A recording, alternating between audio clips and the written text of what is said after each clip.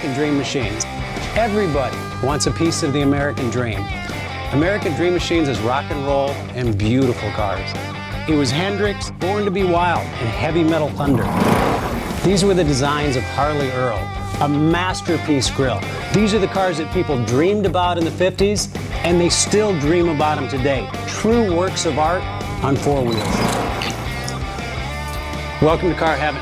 The quality of our cars every year gets better and better, and this 4,000 square foot studio tells no lies. American Dream Machines was inspired by the fire-breathing big block designs of Duntop and Bill Mitchell. These were the baddest cars in 1967. It's not all about the numbers. If we can get 500, 600, 700 horsepower in one of these street beasts, it's a whole lot of fun. At American Dream Machines, we've purchased thousands of cars over the years, and we've learned the hard way.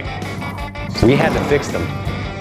Our mechanics and restoration staff here are the dream team, and they get 200 cars a year ready for our customers. Yes, I love that. American Dream Machines opened our doors in 2003.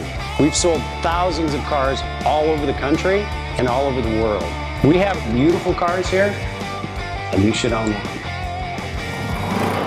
So you want to drive the Buick in the back?